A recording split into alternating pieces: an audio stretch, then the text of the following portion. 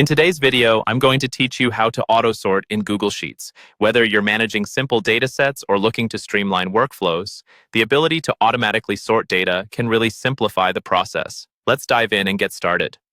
First things first, you'll want to open a Google Sheet. This is your starting point for all things related to sorting data. If you're unfamiliar with Google Sheets, it's a fantastic tool for organizing and analyzing data online, with the added benefit of real-time collaboration with others. Once your sheet is open, navigate your way over to Sheet 2. If you don't have multiple sheets in your document, you might need to create one. You can easily do this by clicking the little plus icon at the bottom to add a new sheet. This secondary sheet will be the place where we apply our auto-sort function, allowing data from Sheet 1 to be automatically organized here according to our preferences. Next, click into cell A1 on Sheet 2. This is where we'll input our formula. Google Sheets allows you to perform a variety of functions using formulas, and in this case, we'll be using sort. Enter this formula exactly as follows. Equals sort, sheet 1 on A1, D12 for 2, false. Let's break that down a bit. The function is telling Google Sheets to sort a specific range of data. The range sheet 1 A1 D12 refers to the set of data we're looking to sort from sheet 1, starting at cell A1 and ending at D12. The number 2 tells the sort to organize by the second column.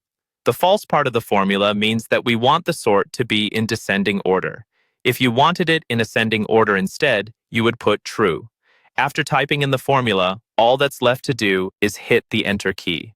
When you do this, the formula will execute, and immediately you should see your data automatically sorted based on the criteria you've just set up.